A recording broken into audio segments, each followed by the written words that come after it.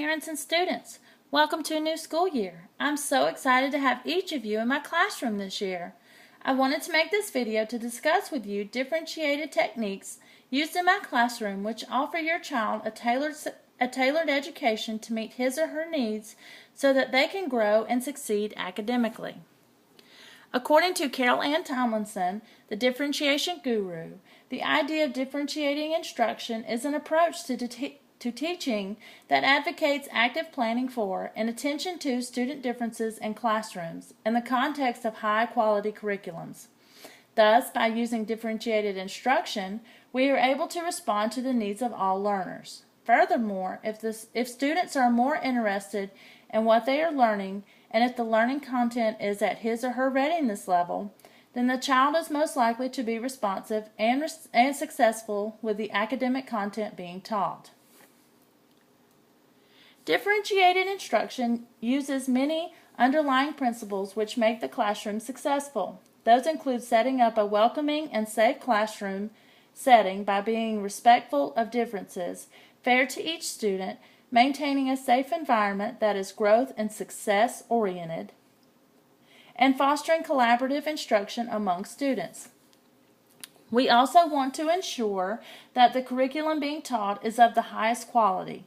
This means that the curriculum is engaging, challenging, standards-based, interesting, developmentally appropriate, pertinent to students' lives, incorporates technology, and promotes inquiry and high-level thinking. In our class, we are committed to ongoing assessment for readiness, interest, and learning profile. I design respectful differentiated activities and practice flexible grouping. In our daily routine, we use variety, choices, and options when instructing students. This means instructional strategies used are varied and are tailored to each student's learning style. Students are given choices how they want to learn, and assignments are given based on each student's readiness level. Finally, I, as the teacher, assume the role of coach, meaning that instead of being merely a source of information, I am more of a coordinator of what goes on while the children are responsible for their own learning. When incorporating the Understanding by Design model in my lesson planning, there are 3 stages. The ultimate goal I want students to experience is the ability to connect knowledge and skills and to understand what he or she has learned. Evidence of learning occurs through performance in a variety of forms. So, the first stage is looking at big ideas and goals needed for students to achieve a standard. 2 major components of this step are what students need to understand and the essential questions that are raised by the standard. Stage 2 takes a look at what evidence will the student perform to demonstrate an understanding of the content. This stage is where I plan to look at specific real-world tasks and other evidence that may achieve the goal of the lesson. Finally, in Stage 3, a learning plan is developed which gives instructional details of the targeted lesson and determines the big idea of what will be covered through teaching. There are many instructional techniques that I use to differentiate my instruction. I will give a few examples of what you can expect your child to experience while in my classroom through differentiated instruction. Each student in my classroom is given a pre-assessment to determine his or her learning style, where they are at in terms of readiness skills. Students at a level 1 require maximum supports, and increasing participation is the main objective. He or she may use eye gaze, errorless choice, AAC devices, and many other tools to participate in the curriculum. Level 2 students may require picture support and other direct support in learning and the demonstration of comprehension. Level 3 students can read text, produce simple writing, perform basic math processes, and can independently demonstrate comprehension of modified learning information. They require less supports, but still a modified curriculum content so that he or she can learn at a level appropriate for them. Students' progress is tracked using checkpoints, benchmark assessments, and core rubrics. Instructional strategies can be seen in the next few slides. One example is using leveled reading text. As you can see at a level 1, students are given a few words on each page. Level 2, students are given a sentence and question. And Level 3 are given 2 sentences and a question to reinforce comprehension. Finally, students are assessed on different tasks.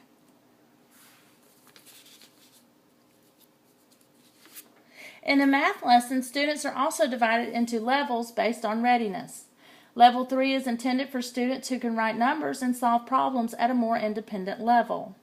Students using Level 2 activities will need support, including manipulatives or teacher support. Tracing lines are available, but hand-over-hand assistance is appropriate. Numbers and manipulatives are available for Level 1 activities. Communication devices can be programmed to support students in counting pictures and manipulatives.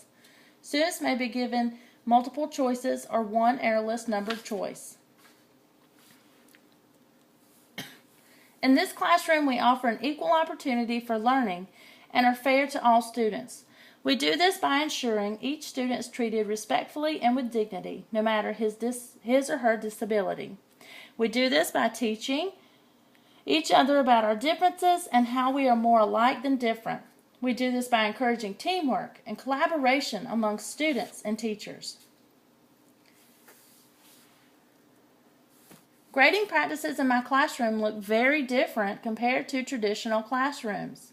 I use rubrics to assess not only how much a student understands, but also how much prompting was required and how the student engaged or participated in the activity. Engagement, prompting, and participation are just as important in this classroom as it can demonstrate progress towards learning objectives. To ensure all students are challenged and engaged in respectful tasks that support Common Core state standards, we use the curriculum unique.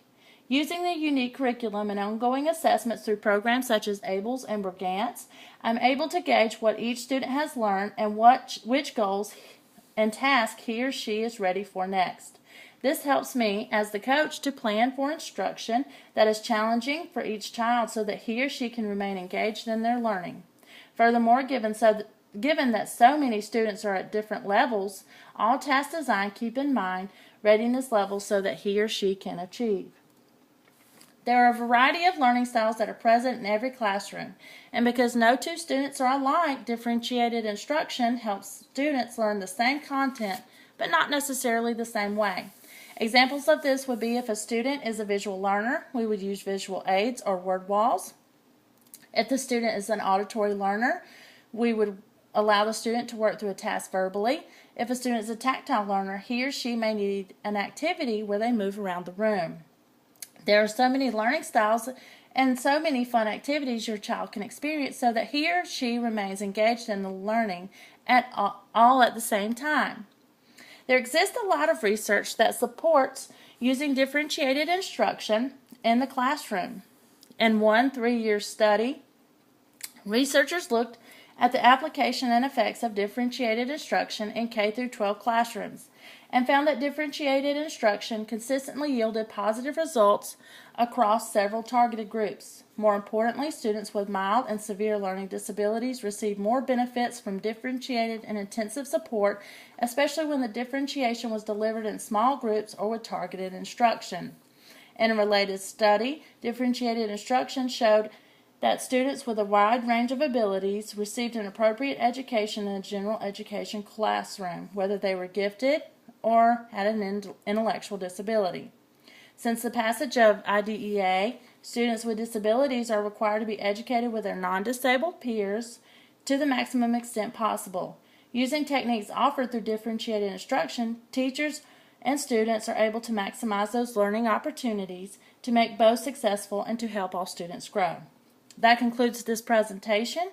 Thank you for your time and attention to learning about differentiated instruction, and I hope you were able to learn how it will positively impact the education your child receives.